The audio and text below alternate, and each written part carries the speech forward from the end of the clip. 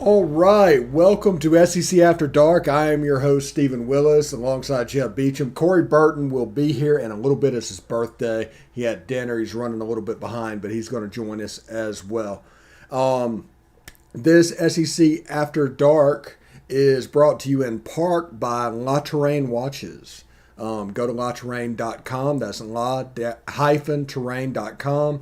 Enter Palmcast at checkout whenever you get a watch. It's the official watch of Positively Ole Miss, this whole channel. So, enjoy that and what's going on there. So, how you doing, Jeb?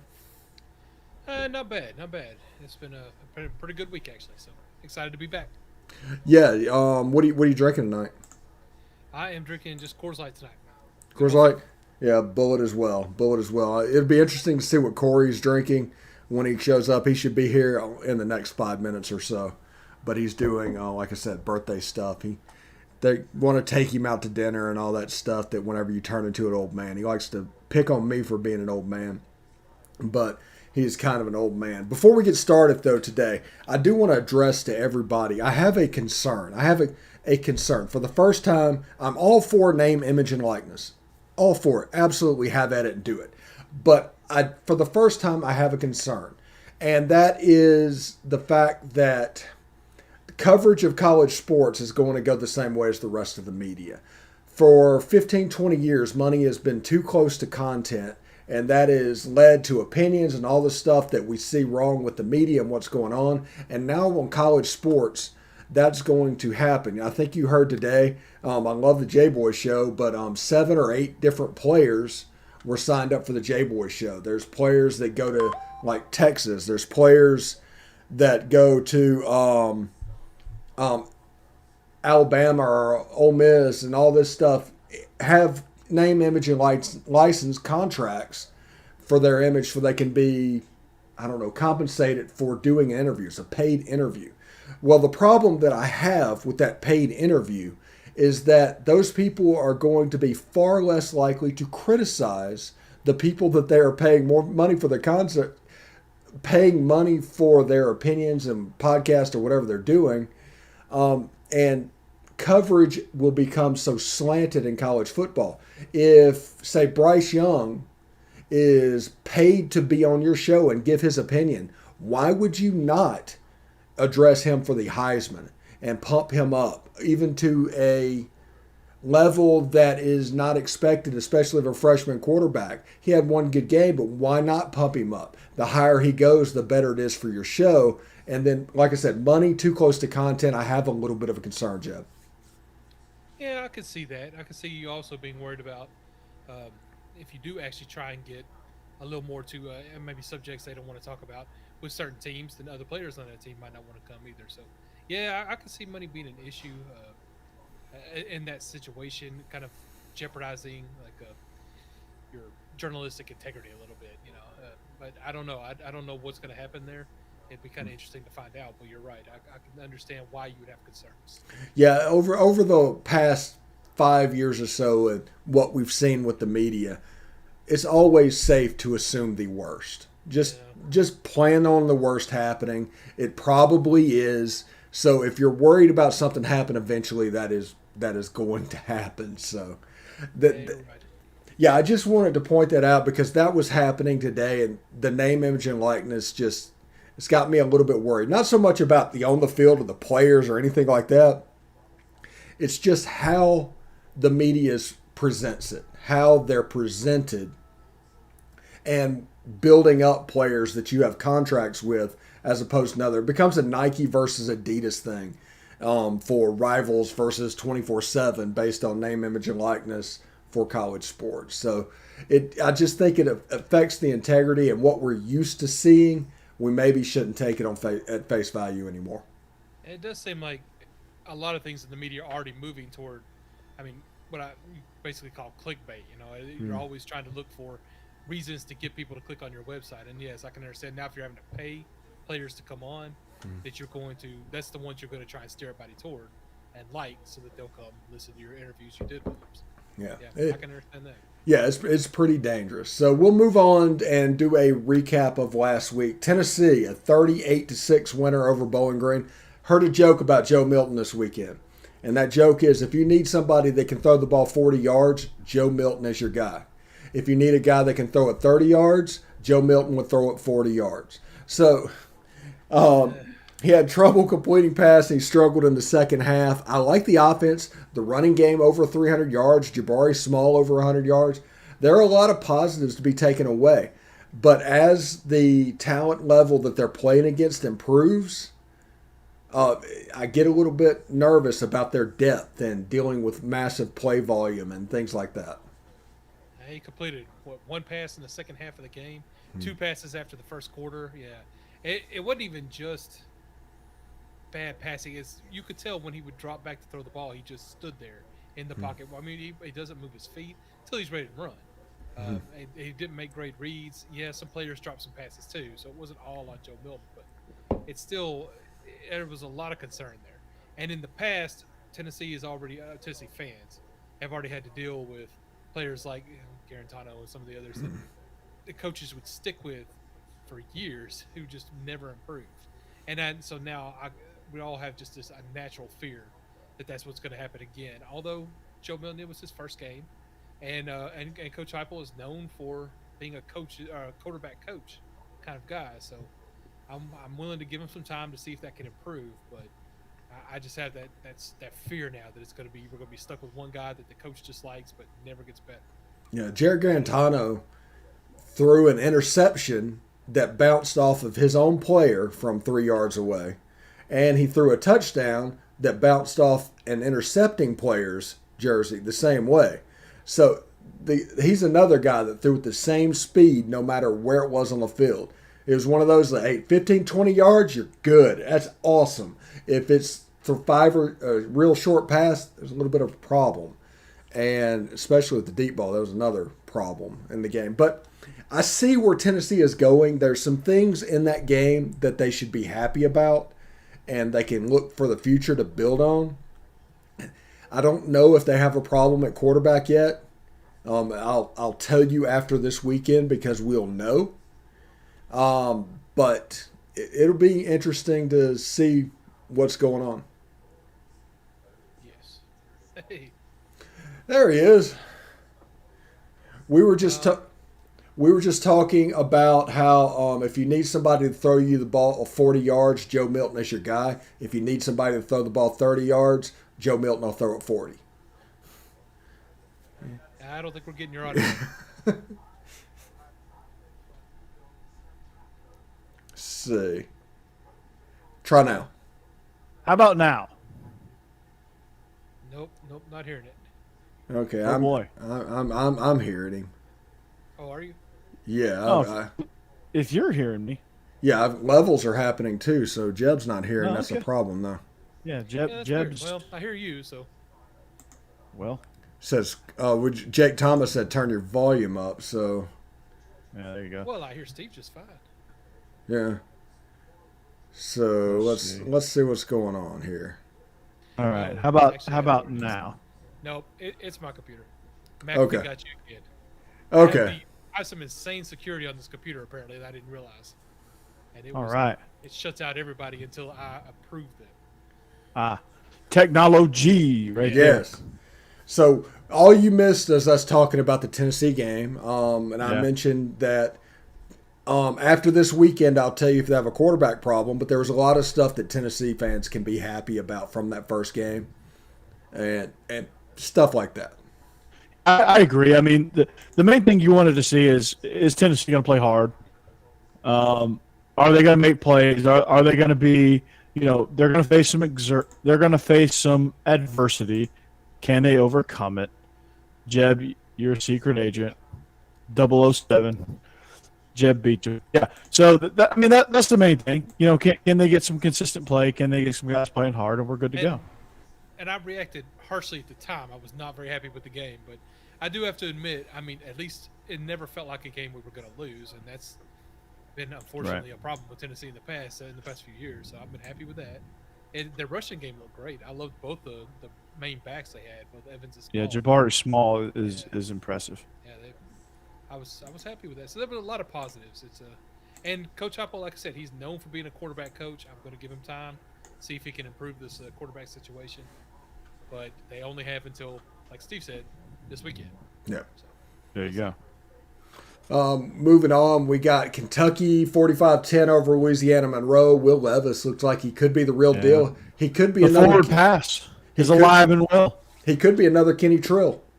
We don't know. Could We be. need to see another game. Their lineup against Missouri this weekend. We'll see what happens. Yeah, I was impressed with the play calling, the play design, things like that. I mean, I felt like I was watching a Rams game, so that was fun, right? both of y'all said they were going to be better this year, and I know a lot of people were picking Kentucky to finish maybe third in the East or maybe even compete for second, and I did not really believe that. But after this game, I got to tell you, they're winning me over. That was impressive. Arkansas started out 1-0 in the Southwest Conference with a 38-17 win over Rice. Arkansas has a quarterback problem throwing the ball. KJ Jefferson struggled in that game. He ran the ball great.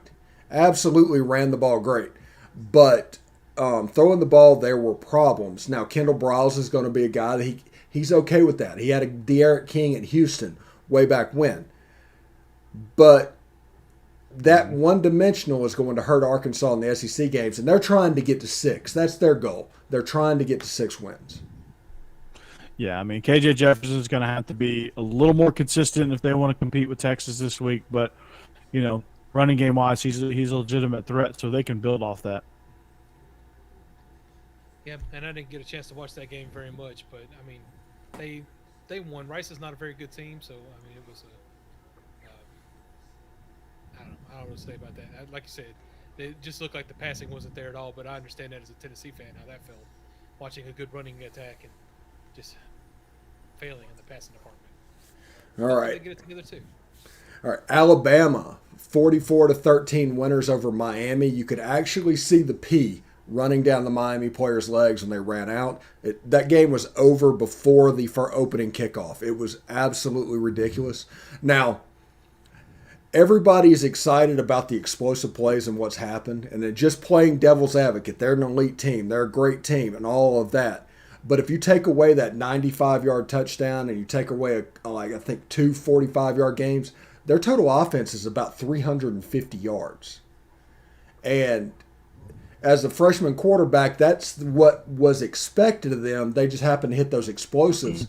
What will happen to a freshman quarterback when they play somebody, honestly, like Ole Miss, who wants to play that drop H, John Haycock defense, and a freshman trying to hit really tiny windows?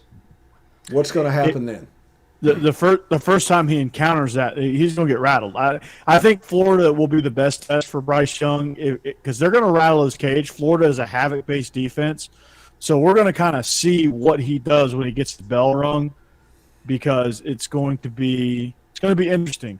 Yeah, we worked on Miami. Miami was scared shitless. Yeah, you see the P running down their legs.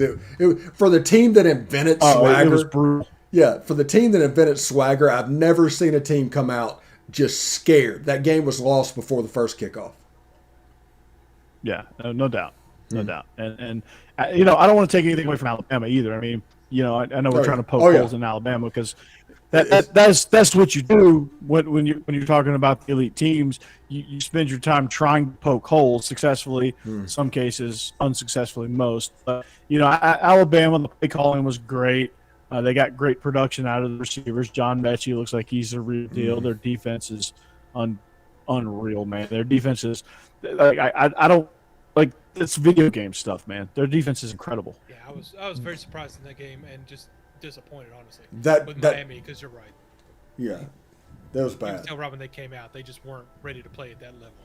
Yeah, and that transfer from Ohio State, like that dude, he's smooth. He might end up closing the season as the number one receiver on that team, as opposed to John Mechie. Yeah. He is legit. He will. That dude, that dude's legit, man. You know, you don't want to get Bama at the end of the year, but man, that's you better get Bama now. Mm-hmm. So Ole Miss A&M, that'll be an interesting stretch. Yeah, October 2nd, October 9th, Ole Miss A&M. I'm interested to see what A&M has. We'll jump to A&M now. 3 interceptions against Kent State. Haynes King played okay. It was kind of a first start thing, but that system that Jimbo runs is just a little bit different than everybody else. It's not quite spread, even though it's out of the shotgun. It's not quite pro style. It's just a little bit of weirdness. And because of that, I think quarterbacks struggle and they get better as it goes. This is typical for A&M. They under Jimbo Fisher, they've always struggled game one. I mean, they played Kent State, game one a few years ago and struggled big time. And you thought, okay, here we go, A&M, and then they rattle off 9 wins on the season. But it's not time to hit the panic button yet. A&M will get into their groove in a couple of weeks, and they'll be rolling. They'll be rolling by the time Bama comes to town. Yeah, I agree. They've got a really good defense, and they were breaking in a new quarterback, so I wasn't real surprised by it either. I think they're going to be a really good team. I do think A&M forced the pass in that game, and they threw it just to get Haynes King broken in because they do have 4 weeks to get him right. And they got a nice little ramp up with Colorado this week, and I think Arkansas next week, and then somebody else the week after that, and then there's the Alabama game. I think Auburn is October 2nd. But there's a nice little ramp where the level is going to go up each time and get them ready for that Alabama game, which will be the biggest game in Kyle Field since probably the last time Alabama came in there. Central Michigan gave Missouri a game. Missouri ended up winning 34-24. Didn't huddle. There was no shark humper on the sideline for the Chippewas, and it's a good team. Almost like they didn't need them. Yeah, no, they surprised me a little bit. I mean, I knew they were going to be good because MAC teams are usually, unless you're Akron or like, some of the Akron's like the bottom of the barrel there, but most of the MAC teams like they rotate through being middle of the pack and top of the pack, and Central Michigan's always up there near the top. So I wasn't surprised that they were good. I was surprised that they were better than I expected because they were a 500 team last year in the MAC, and they came out swinging against Missouri. Missouri really was slow to get off the mat, really slow to get into the game, and it was looking bleak there for a minute, and then all of a sudden, they went on a run and they won the game. But that kind of worries me about Missouri. Like they come out lackluster against Kentucky, that score's gonna get ugly real quick. Yeah, I thought that would be a closer game, but after this last week, you're right. Kentucky looked a lot better than Missouri. I do Central Michigan looked a lot sharper. Yeah, just more ready to go. And you're right. They're a good team, and I'm good. Like they're a tougher team than a lot of the cupcakes that a lot of teams played. So I wasn't surprised that they played well. Their running back over there, I can't remember his name, Nichols maybe, is really good, or at least looked like he was. So yeah, it was a good game. I think you're right though. Missouri was just not ready for it. I don't think they expected it to be such a tough game at the first, and kind of got a little turned around, but they got it together in the end. There you go. Yeah. All right, fun fact, Central Michigan next week in Baton Rouge to play the LSU Tigers.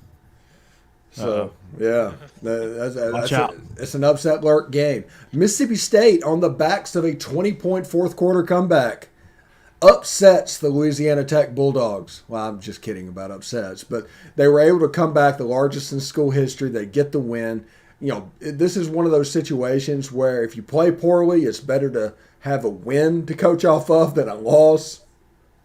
But either way, there were problems after that game. Youth movement, man. They're still really young, really inexperienced. A lot of their producers, even last year, transferred, like Javante Payton. I didn't even realize he transferred to Tennessee, but he's contributing for the Vols now and not Mississippi State. So there's something going on. And I'm starting to kind of think that maybe Mike Leach may not be the right fit there. Well, Mississippi State is a running even though program. He's great at press conferences. Yeah, they run a program. They're a running program. They've always been a running program, and now they're going to the air raid. So it is a massive system change. I mean, it's a lot. So it's going to take 2 or 3 years. Maybe year 3 is the silver lining point for that team where they start looking like a Mike Leach team. But I would not look for too much this year. Maybe another bowl game. Yeah, I mean, I think that's fair. I mean, they got the schedule, I think, set up where they can at least make a bowl game. So, who knows? All right, South Carolina 46, Eastern Illinois nothing. GA quarterback he threw some soft passes near the end zone. They were able to get touchdowns that I'm not convinced that's going to work in the long run, but it worked for one day, and the school, I guess the Fighting Tony Romos, got beat 46-0. Yeah, I mean, South Carolina came out and played hard. They did what they were supposed to do. They shut out an FCS school and threw some points on them. So, Vandy, take notes. That's what you're supposed to do with an FCS ball club. So, I mean, I really take away nothing from this game, honestly. It just was – it is what it is. Yeah. I agree with that. I don't want to read too much into that game. So, I was proud of their GA quarterback. I mean, that's awesome to come back as a grad assistant and have a good game. But I don't think it means much in the schedule going forward. He's the winning percentage, the winningest coach in SEC football history, or winningest quarterback. Yeah. So, anyway, we will move on to Auburn 60, Akron 10. Akron is horrible, absolutely terrible. But I mean, Auburn put a 60 burger up. It's not easy to put 60 points up. You can't some teams struggle to put 60 points up in practice against air. I know we do at Hillwood sometimes, but it's good to see that number posted by Auburn against a G5 team, an FBS team. So that's the good news. Tank Bixby, obviously rolling there. There's some chemistry with Mike Bobo and Bo Nix, and I think Mike Bobo had a good night play calling, and that's kind of what I take away. We'll see what they got as they go down the stretch and kind of get more and more time together. But it could go either. Bad Bo hasn't come out yet, so we'll see when Bad Bo comes out what happens. All right, Georgia. That's my takeaway. Yeah, Georgia 10. Clemson 3, no offensive touchdowns. Corey, you told me all offseason that this was going to be a different looking Georgia team, and this was not a different looking Georgia team. Well, did you see the receivers they trotted out there? Yeah, I understand their injury. I understand. They could not throw the ball to those guys long. Like Lad McConkey, walk on, preferred walk on. He started in the slot. He was our attempt at Hunter Renfrow, right? You're going against probably the third best defense in the country in Clemson. That doesn't help. We were able to have some success on the ground, but JT struggled, man. It was, Kyrus Jackson's coming off of injury, so he wasn't in game shape yet. Jermaine Burton wasn't in game shape yet, so they got limited reps, and they just couldn't do much. Like they had a freshman tight end. He led the way as far as receptions. He had 6 of them, and he was probably the biggest X factor in the passing game. And that's not good if a freshman tight end who comes into the season third string is your leading receiver for the game. That's not a good sign. All right, but the good is the defense. Ooh. Kobe Dean, man, he's trying to do his best impression of Roquan, and he might have been successful at that. Nolan Smith was a force on the edge. Jordan Davis, my God, what a monster of a human.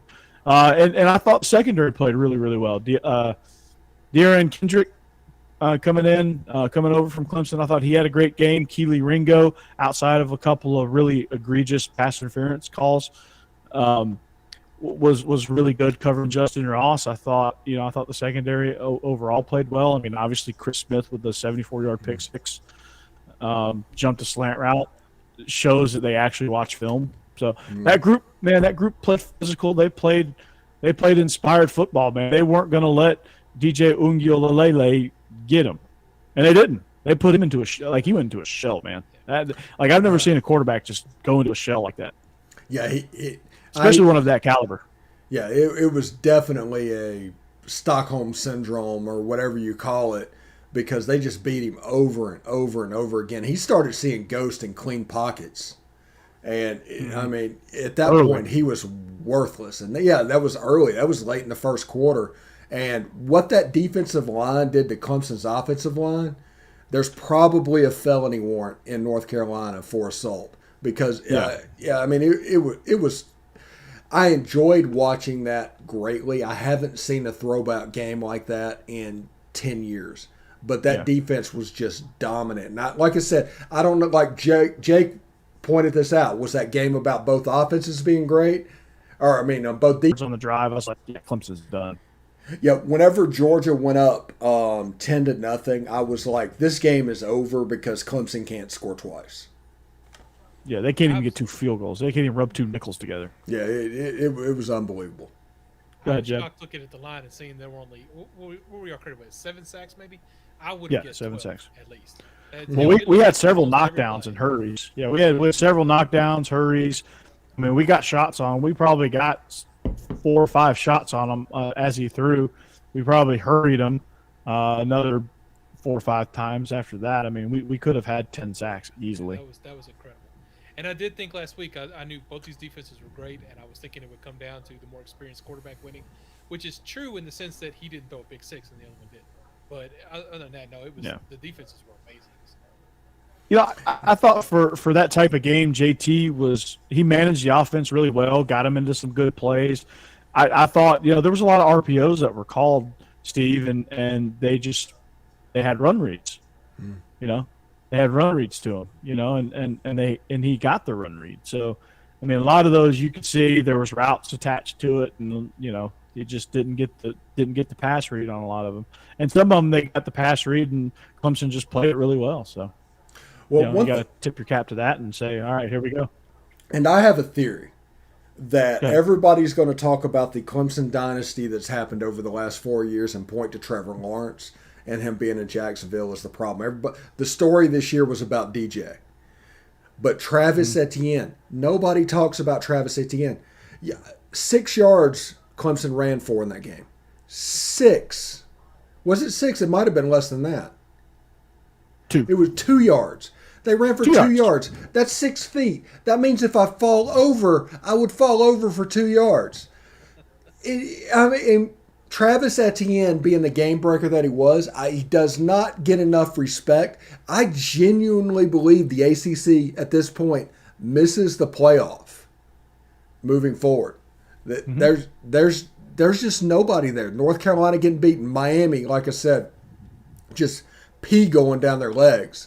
I think the surprise team, Steve, I think the surprise team out of that conference is going to be NC State. Watch out for them. Yeah. Might be. But I think so. I think Georgia and Alabama will both be undefeated going into the SEC conference game, so that's going to be interesting. Yeah. All right, let's move on. Florida 35-14 victor over Florida Atlantic. Anthony Richardson's really the story there. I think he had about 160 yards rushing. And now that was pretty much garbage time when they set up, but him wearing number 15 and a little bit nerve-wracking seeing a number 15 run around for Florida. Yeah, I think I hate to say this, but he's the better quarterback. I hope Dan Mullen doesn't realize that, but he's the better quarterback. Yeah, Emory Jones definitely struggled a lot more than I thought he would in that game. So that may just be his tune-up game too. Emory Jones is who we think he is. I mean, that's who he is. He's going to struggle throwing the ball. He is a slightly better version of Joe Milton. Not very accurate. Probably going to turn the ball over more than he should. Good runner, right? Good, powerful runner, but just not like Milton, KJ Jefferson, Emory Jones are all the same cat. All 3 of those guys are the same cat. Struggle throwing the ball, struggle with accuracy, can run really well, and can surprisingly hit a deep ball. They got strong arms. Yeah, the quarterback controversy, the people that cover Florida are starting to ramp that up a little bit. And Dan Mullen in his first press conference talked about the ability to run the whole offense with Emory Jones. Well, here's the point. If Emory Jones is 7 for 20 or whatever he is to where he's struggling throwing the football, you're not running your whole offense, so it doesn't matter. Get a plus runner into the game, call some simple pass plays for him, and make it work. Yeah, I mean, it's all about efficiency, and you got to find out what Emory Jones can throw. I don't give a crap about the whole offense. Let's get what he can do and execute it, and that's what they got to do. And if he can't do it, then bring in Richardson. He's better. Yeah, I think he's better at this point. All right, in our last game of the weekend, the Fighting Randy Sanders of ETSU, 23-3 victors at Vanderbilt. Me and Corey are like president and vice president of the Ken Seals fan club. The kids Ooh, that really thing- struggled. Oh my That goodness. thing collapsed, man. Mike Wright's the better quarterback over there at Vandy, but you know, Tennessee is so into Vandy's heads that Randy Sanders, who was an assistant there a long time ago, beat him. That's how much in their head they are. It's sad. It's really sad. Like that game should have been worse too. That's the sad part. It should have been worse. There was a 99-yard pick six that was called back. It was brutal, man. And Jake, no need to talk about Vandy. Yeah, we got to make fun of Vandy a little bit. Like you lose to an SDS team, we got to dedicate time to make fun of you a little bit. Ken Seals, I'm sorry, man. You're awful. That was terrible. Maybe was you'll be bad. better, but Also, that's terrible. this Receivers is weren't getting separation. O-line was awful. This is the time to remind everybody: Yes. Vandy is not getting kicked out of the SEC because they are a private school and not subject to Freedom of Information Act. If all the schools were public schools, the SEC conference files would be subject to Freedom of Information Act. Vandy is going nowhere, so don't even make it. Don't even make the joke. Yeah, Jake, it's okay. They're good in baseball. So, Yeah, they are good in baseball. That's the funny thing. They changed their logo on the side of their helmet. They had that beautiful star on the side of their helmet, and they changed it to that V to match the baseball team, so they could get that baseball mojo. And then they go out in the first game wearing that and just get boat raced by ETSU. Oh, and if I'm Vanderbilt equipment, I'm going back to the Star V. yeah. Almost serves them right, but that is last week's games. We're going to move to week 2 in just a second. Corey, I was talking about, I want to get your opinion on this before we start.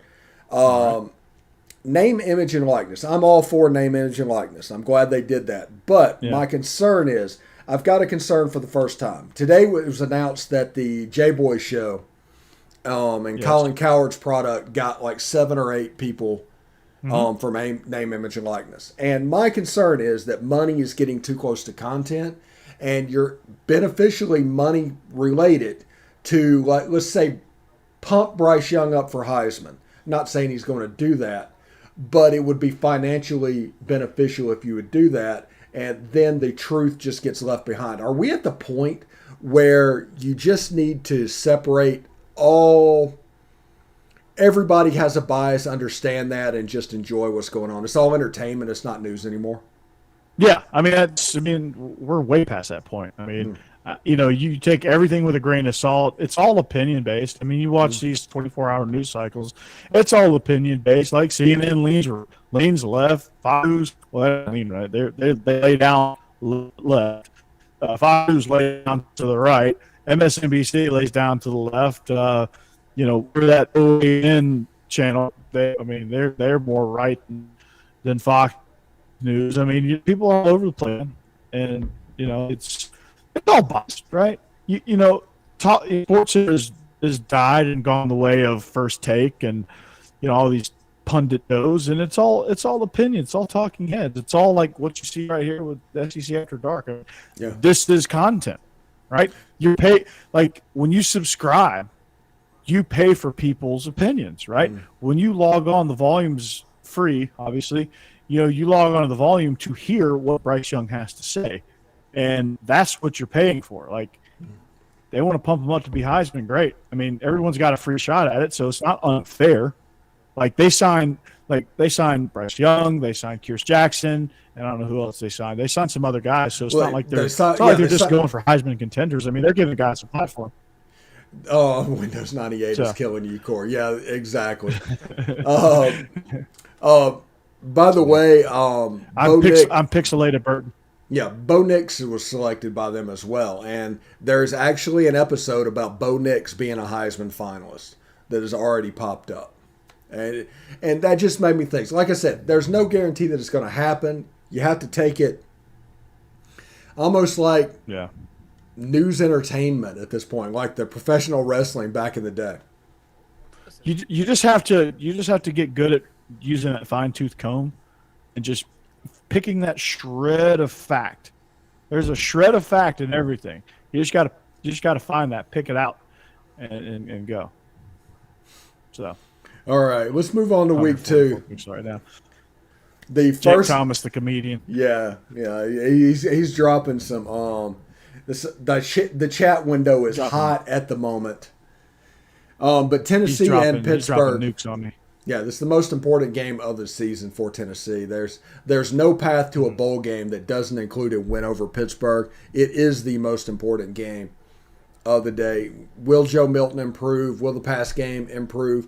This is all possible because, as you know, as a coach, that teams improve the most between the first and the second game. So it's all possible. It's all there for Tennessee, but can they do it? Yes and no. Like right now, I don't think they have the depth to make an improvement in the win column necessarily. But I do think you'll see a better product. I do think you'll see a slightly better game out of Joe Milton, and he'll get better each and every week as he gets more comfortable.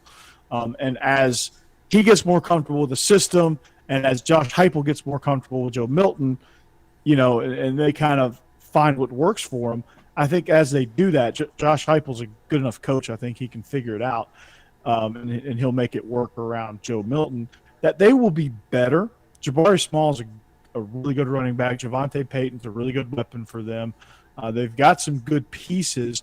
I just don't think they have enough of them to really get through an SEC schedule. But you will see a really good product out of Tennessee, I think. And in like 2 years, when they finally build all the depth that they need, they're going to be really good. I don't know. I think if they can improve enough to beat Pittsburgh, they can at least get into a bowl game this year. Now it's Yeah, I mean that's coach of the year type stuff. They're gonna have a losing record in the SEC, no doubt about that. But I mean Vanderbilt, they're gonna beat this year. Their other 2 out of conference games are much easier. South Carolina. I mean, the path is there. That's what I'm hoping for. So, but this Pittsburgh team though is really not bad, and Tennessee is really not good. So it's gonna be a tough game. But I'm looking for the improvement in Joe Milton. I want to see what happens at quarterback. Yeah. I mean, Pittsburgh's really good defensively. Kenny Pickett's is a solid quarterback. He can make it go a little bit, but he's not a game breaker. I mean, this is a very winnable game for Tennessee, even as bad as they are, and they're not that bad to be honest with you. They're just not very deep, and they struggle at times, but they're just not deep, and that's where they're going to get in trouble. But against the Pitt team, Pitt's not very deep either. But they have some good playmakers defensively. They struggle offensively. So Tennessee will be able to find an avenue to win this game, I think. So too. They're the UCLA of the East. They're a bunch of super seniors and seniors on this roster for Pitt. We move on. Exactly. Alabama State and Auburn. We're not going to really break this down because if we're talking about this on Sunday, something went terribly wrong. So we'll move on to the next game, South Carolina and East Carolina. South Carolina is about a 1 or 2 point favorite at this point, and East Carolina I thought was a favorite at one point. South Carolina is favored by 2. Okay, it must have changed then. According to this, and there's a problem with the grad assistant thing. Whenever you look at the grad assistant thing, I just didn't see the arm strength. And I think there's a way that you can get it. They get Kevin Harris back, though, this week, and that's going to help them out immensely. I think Luke Doty's got to play. I mean, he's not great, but I think he's got to play, man. I mean, he was okay enough last year to at least make them viable, at least early in the year. I mean, they kind of got more and more pitiful as the season went on last year. But, I think he's got to play. I think he's your better option in this case as you're waiting on Colton Gauthier. But I think – this is going to be a tight game because ECU is a little bit better. ECU's at home. This is going to be their Super Bowl. They can beat an SEC team and get on the map. And they're just going to struggle, man.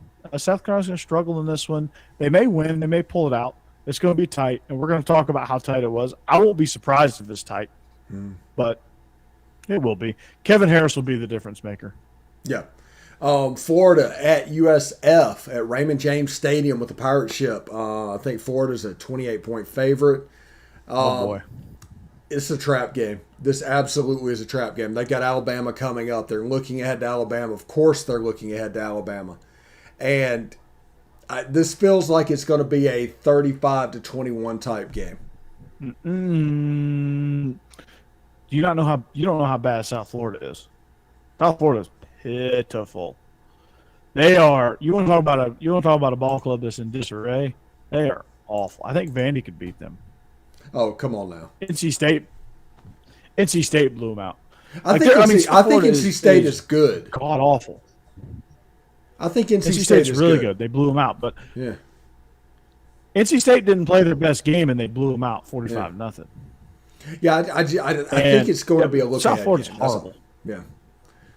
Yeah, which is weird because They'll struggle a little bit.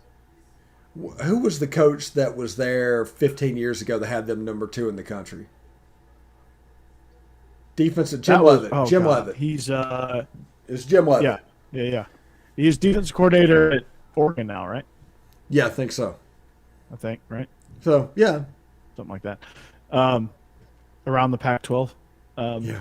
So yeah, it's. I mean, yeah, I can see it being a trap game, but I just don't buy it. I think Florida's gonna roll. I think they'll win, but they're definitely worse than needed Nebraska. Some more tune-up before they get to Alabama. So I can see them playing around with some things and trying to fix their team a little bit. You're not going to get much out of this one, Jeb. You're just there's not going to be much takeaway from this. And Florida's going to. It's going to be a lot of false confidence. Yeah. Florida's going to take over Tampa. Yeah, they will. It'll be a home away from home. And just so you know, as much as Jake hates Auburn, I hate Florida. So, sorry, Gator fans. I can't root for you. I can talk about you, I can compliment you, but I can't root for you. So we move on to Texas A&M against Colorado, playing at Mile High Stadium. Sorry. So it's not going to be played in Boulder on the normal home field. It will be in Mile High Stadium, and you'll get to see the evolution of Haynes King, the next step, the slightly better team. And like I said, this is all building towards October 9th if it's ideally done. And Texas A&M's favored by 17. That feels about right. I could see this game actually being 27-10ish. Yeah, I don't know that much about Colorado, but I feel like Texas A&M is just going to get better and better. They started off a little slow. Not bad in the first game, but I think they're going to definitely improve every game until they hit this SEC schedule. So I think that one's going to get bad in the end. Yeah, I think Corey got frozen, so we got a frozen image of Corey for the moment. I was wondering what was going on there. Yeah, we will move on to the next one as well. And he really needs to not. Oh, this is the one where he needs to go. We'll do the Georgia game a little bit later. Right. Let's see. And I'll add Corey to rendezvous. Oh, I need to replace it real quick. Just a second.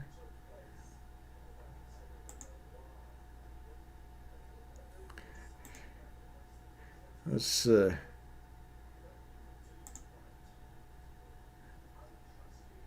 Okay, just a second.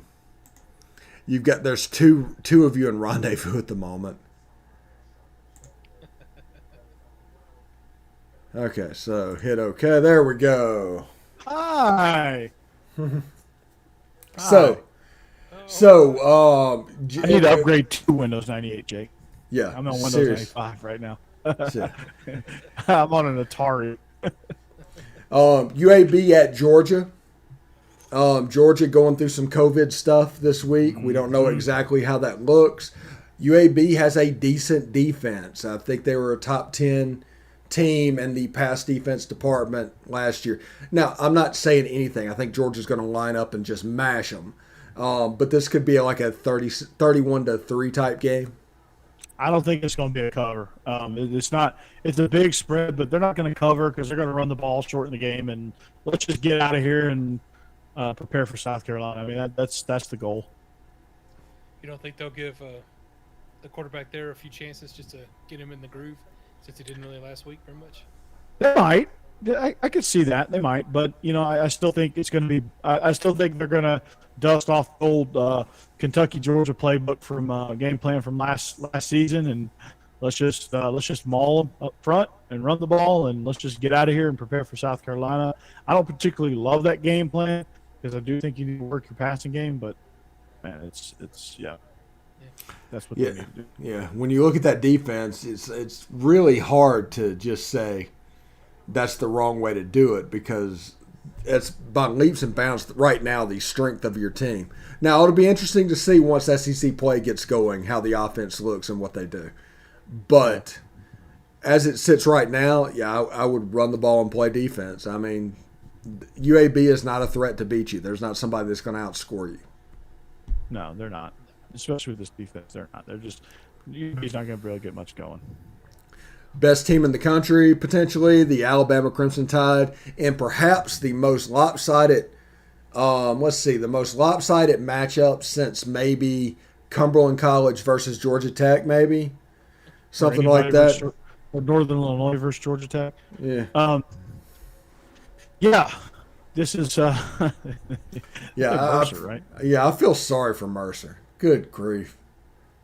It's going to be a 60 burger, and Saban will get to his 60 burger, and then he'll empty the bench, which is still better than all of Mercer's team. And I think the scout team at Alabama could beat Mercer, and you'll see that. So yeah, there's no you'll line see some in this walk-ons game. Yeah, there shouldn't be. Yeah, I mean, you could do a line at like 70 points, and people would probably bet on it at that point. But yeah, are they going to cover the stud? Yeah, that'd be fun. Yeah, I mean, but it would be embarrassing for the other team. I don't know what's going. Yeah, they're going to take their money, take their licks, and get going. That's exactly right. This is all about the athletic budget at the FCS school. And Alabama will pay them handsomely because Alabama can. Yeah. And Southwest Conference matchup of the week, Texas versus Arkansas in Fayetteville. The Hogs try to go 2-0 in the Southwest Conference with the big win with the Longhorns coming in town. I'm just kidding about that, of course. But Steve Sarkisian knows how to deal with Arkansas. He saw them at Alabama. Sam Pittman probably knows a little bit what to expect because he saw Alabama as well. So I think this game could be tight. I'm worried that KJ Jefferson isn't the passer that can make that offense as lethal as it can be. If you want to see what it can look like, look down the road at Oxford because it's the same offense. But I'm expecting a pretty good game if Hudson Card struggles as a freshman in Fayetteville, because Fayetteville can be a house of horrors. I've seen what that can be like. Mm-hmm. Arkansas has a shot. Yeah, I mean they tortured Matt Corral in Fayetteville, so I wouldn't be surprised if they did the same to Card, who's a freshman. Bijan Robinson's going to be a difference maker in this game. I think he's really good. He's one of my favorite backs in the country. Stark obviously just knows how to use his personnel. And I think you can't discount that. I mean, I think he knows how to get his guys in position to make plays. And, and Texas made plays last week, albeit against Louisiana, not Louisville. Louisiana. Louisville got run by Ole Miss. But, they're all good start in Texas. I mean, I'm not going to go and say Texas is back. To Sam Ellinger ain't walking through that door. But I think Texas is going to be good. They're going to be solid. This is going to be a good game. KJ Jefferson is going to have to, at some point, lead a drive through the air and be a difference maker. If he can, Arkansas is a physical enough team that they will win, that they can win. If not, we're going to see a Longhorn victory here. Yeah. It's either that or that. Mm-hmm. Yeah. Totally. Texas is a team I'm not a huge fan of, and they've not been as good in these last few years as they used to be, but I really like them this year, actually, from what I've seen so far. I think they're going to be a good team this season. And Arkansas is going to give them a good game. I think Arkansas is good too, but Texas, I think Texas is going to be able to win this game.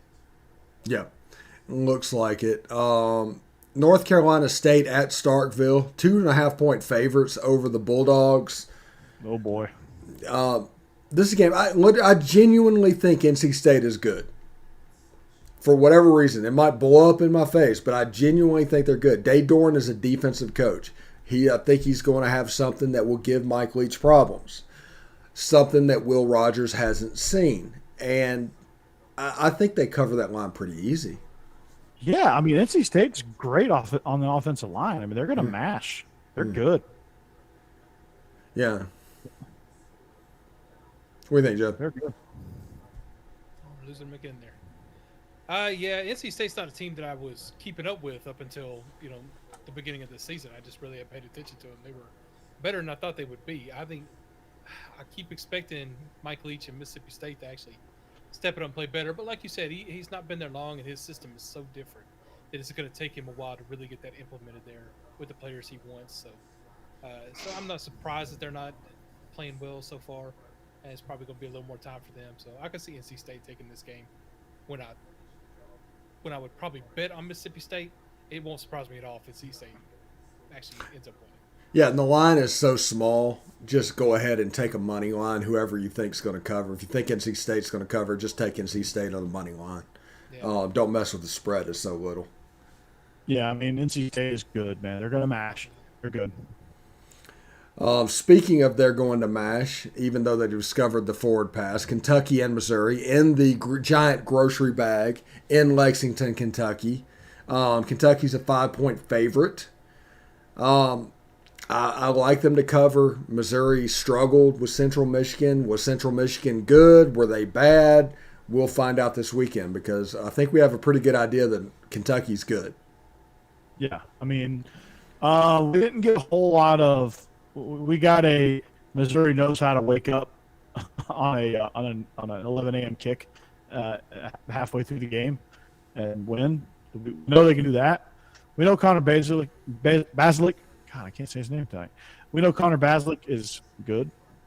Wasn't great against Central Michigan, but again, that's probably just they weren't awake yet. But Kentucky, they get off to a fast start. So in this game, to me, judging from what I've seen, whoever gets off to the fast start, I think is going to take control of this game and not relinquish it. Yeah, that's a good point. Missouri, I think, will get it together and be a pretty good team this season, but Kentucky just impressed me with how they came out of the gate just swinging. It was much better than I thought it would be, much more fun to watch than I thought it would be. Mm-hmm. And I think they just look like, at this point in the season, they're just a better team right now. We'll see. Like I said, I think Missouri will get it together and play well, but it's going to be a good game. It's going to be tight. Yeah, it's going to be a fun one to watch. Yeah. Yeah, it should be. And we have Ole Miss and Austin Peay. We don't need to talk about that. I do want to mention a little bit before we go into the pick segment. If you look at LSU versus McNeese, that's Ed Orgeron versus Cody Orgeron. If McNeese State can rise up and defeat them, he would be the reason that his dad lost his job. That's a fun storyline. Yeah. So can you imagine Thanksgiving at the Orgeron house? Yeah, that would be pretty rough.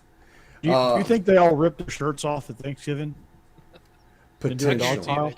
Potentially. Yes. Yeah. Hey, I'll rip your shirt off before you get to the turkey, boy. All right, let's move on to picks. So we're not here until 11 o'clock tonight. Pittsburgh -3 at Tennessee. I'm going with the Panthers in that game. I do not have a lot of faith in the quarterback position. I understand that, but I have to go with my Tennessee team. I believe that Joe Milton's going to get a little better. That running game is solid enough that I think they can handle the tempo. I'm definitely picking Tennessee to cover in that one. I think Tennessee's good enough all around. I worry about their depth, but I think they're good enough all around to be a little bit more electric, more than Pitt can handle, I think. Pitt's offense is not great, and I think that's going to be the downfall. So I'm going to take the Vols. I'm going to take them to at least cover, but I think they win outright. Yeah, one thing to keep an eye on because of the depth issues, Tennessee, if they jump out on them in the first half, they have a chance. If it's a close game in the second half, the depth is going to take over, and their numbers is going to be a problem. Honestly, I don't think Pitt has a ton of depth either. I don't think Pitt has a ton of depth. So I think Tennessee's second and third teamers are better than Pitt's second and third teamers, and I think, you know, depth is not going to be a huge issue. It's not as much as you think it would be in this game. Okay. South Carolina -2.5 at East Carolina. I'm going with the Pirates in this game simply because of home field. I don't know. I was impressed with South Carolina in this last game. I didn't think they were going to play as well as they did. I know the competition wasn't great, but I'm going ahead and picking them to cover that spread and actually beat East Carolina in probably a close game.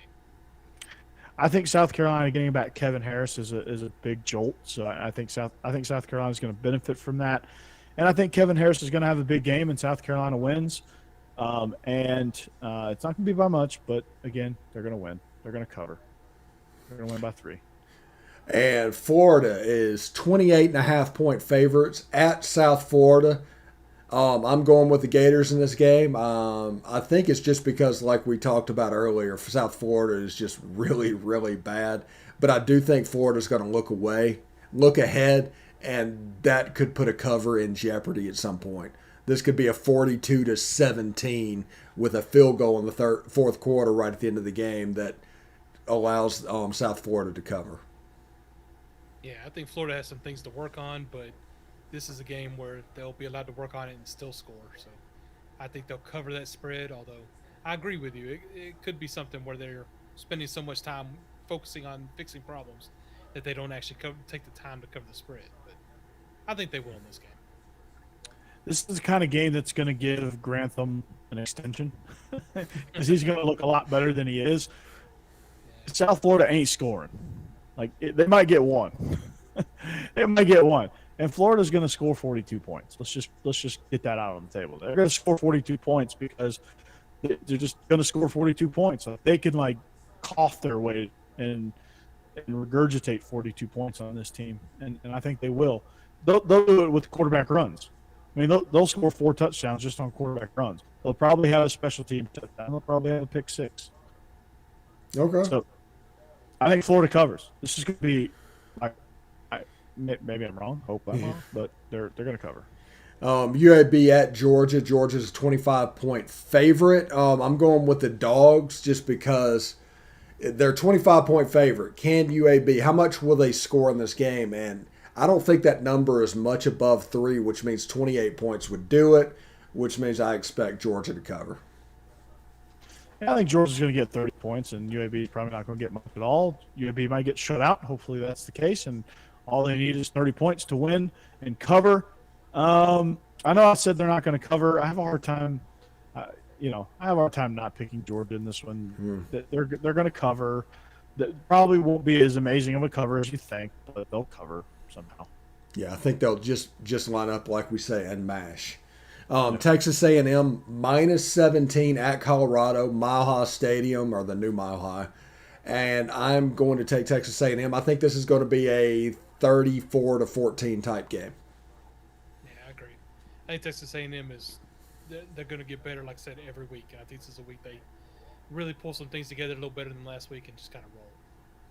I think you're going to see the biggest improvement from any team from week 1 to week 2. I know we talk about teams get better, and that's where the jump happens.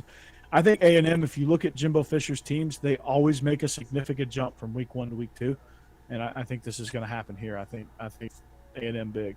I love Colorado. I think Colorado's a good squad, but A&M's going to roll. Yeah. NC State -2.5 points at Mississippi State. They go down to Starkville. I am not really high on this Mississippi State team. I am high on North Carolina State. I think this game could be like a 31-17 type, 31-10 type game. To me, this was a toss-up. I didn't know which way to go. I like Mike Leach, and I like what he's trying to do there, so I really want to pick them, and I'm going to pick them in this game. But NC State is much better than I thought they were going to be at the beginning of the season, so I will not be surprised if I'm wrong.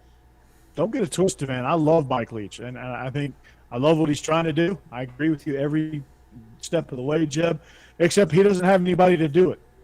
Yeah. He doesn't have the players to do it right now. They're struggling, man. They got no experience. They got no area guys. They're not fully bought into a system yet. He's still working on that. So in that vein, they're going to struggle. I mean, they got down by 20 to Louisiana Tech. It's just because Mississippi State is an SEC team, and they have SEC depth that they were able to beat Louisiana Tech.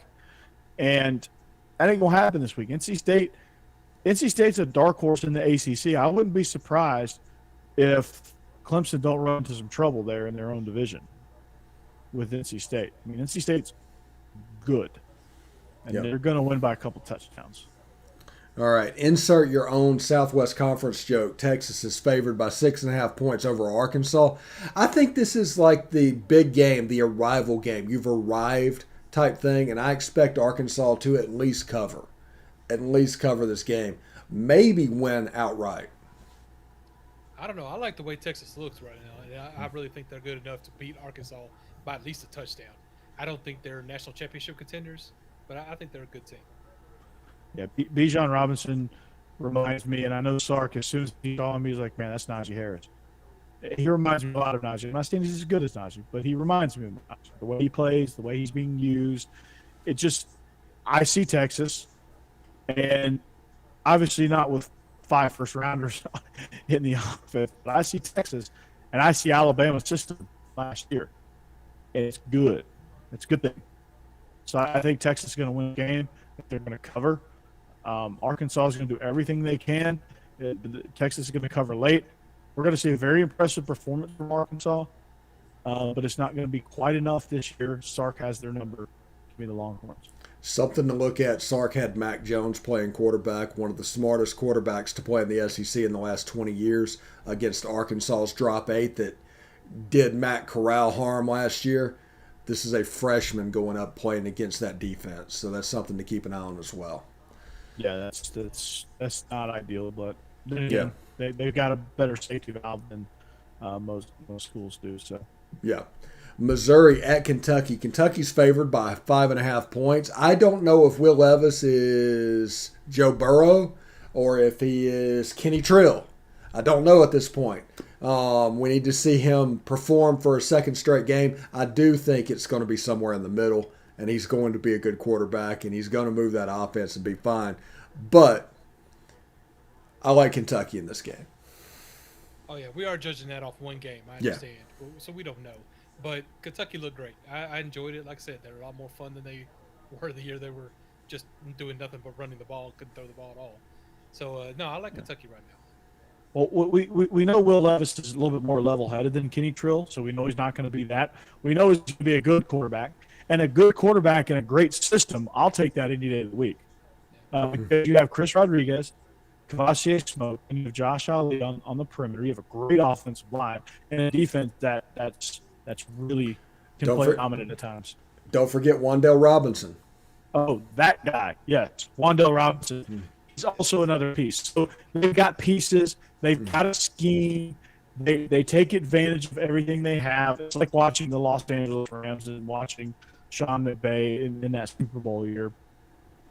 And the scheme is not for me. I think a good quarterback can function in that scheme, especially when you have pieces around you. You have 2 great receivers, a great offensive line, a great running back, and a good complementary back. You're going to be really good. Play action is going to be great. The schemes are great. So give me the Wildcats. All right. And everybody is taking Auburn, Alabama, Ole Miss, and LSU in the non-line games playing SES teams. We do want to thank everybody for tuning in tonight. Corey, it's his birthday. I hope it was a good one. I think he's turned like 723, give or take a few years. What does that make you, 1,100? Oh, yeah. I'm Methuselah's grandfather. There you go. Yeah, I was here for the page. I was here for the page flip of BC to AD, so we're good. So,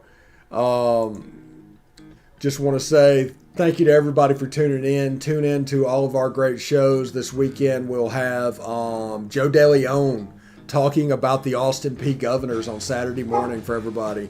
Bill Flowers. We got Bill Flowers for Sunday. Friday night, Biscuits and SEC are going to preview the SEC. So that should be a lot of fun as well. Next week, we have Isaac Gross. So we have a lot of good stuff coming up. Tune into the Believe in Georgia Dogs podcast. Catch Corey and Israel Trout talking all about Georgia football. And you can catch Jeb here. So, cheers, mates. yeah. So I hope everybody has a good time. Enjoy your beer, have fun, and we will see you tomorrow with the podcast. Until then, hotty toddy. Go Dogs.